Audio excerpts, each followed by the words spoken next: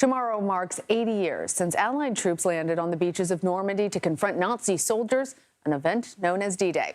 The remarkable feat is considered the largest land, air, and sea assault in world history. It took over a year to plan the Operation Overlord, which was the plan that started with the Normandy landings and ended with the liberation of France from German control.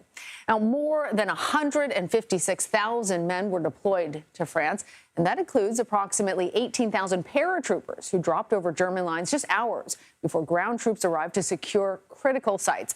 And on D-Day, soldiers from 12 different nations were all working together, a rare feat in military history for a single operation.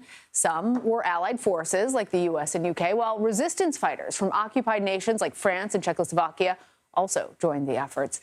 And the sheer amount of military equipment involved in D-Day obviously created logistical hurdles. According to the U.S. Department of Defense, there were about 11,500 aircraft assisting the ground troops that day, and some delivered paratroopers over their targets, while others took bombing runs over German factories and supply lines. And the actual delivery of those ground troop soldiers took more than 6,900 ships, the majority of which were British. And some of those boats were part of a diversion effort to make the Germans believe that the invasion was actually happening miles away in Pas-de-Calais instead of in Normandy. Now, D-Day was a major victory for the Allies, but it came at a hefty cost. 4,426 Allied soldiers, about half of whom were Americans, died during the invasion. And those soldiers' sacrifices and the efforts of other Allied soldiers resulted in the U.S. gaining a foothold in France that would be critical for liberating Europe. To give us more context on all of this, we're bringing in now Kim Guise. She's the senior curator and director for curatorial affairs at the National WWII Museum. It's great to have you with us today. What strikes me about what Lana just laid out is how much coordination this historic moment and effort took from different nations, perhaps with different motivations, but of course different people. Walk us through why it's so key to preserve this moment in history and its significance in not just that war, but everything that happened afterwards.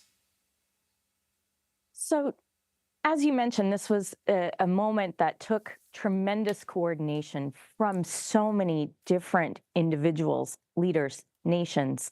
And it was a pivotal moment where the course of the war was really on the line. The Allied victory was not certain. So anything could have happened had we not been successful at the end of the day, and then in the coming months, the war would have looked very different. And so it's very important to look back on that moment and also to record those exactly how Americans, how the Allies coordinated to get this done. And the museum that you have is featuring a new exhibit called Voices from the Front. I've been really privileged to interview some veterans of World War II, but there are fewer and fewer around every year. So talk to us about why it's so important to hear these stories directly from the veterans. Exactly. So these, there are less than 1% of all American veterans living today. And so I've been with the museum for many years, and initially there were dozens of veterans here telling us their stories directly, telling visitors, telling school groups, and that is almost unheard of today.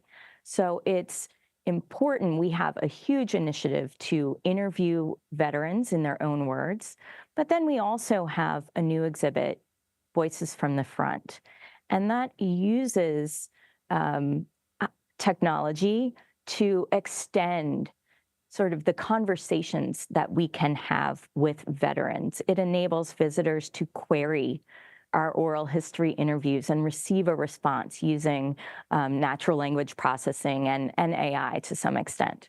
So hearing the stories in the veterans' own words shows that these are real individuals, not just pages from a history book, but these are real human stories with real emotions and real personalities that people can really identify with. All right, Kim Guise, thank you.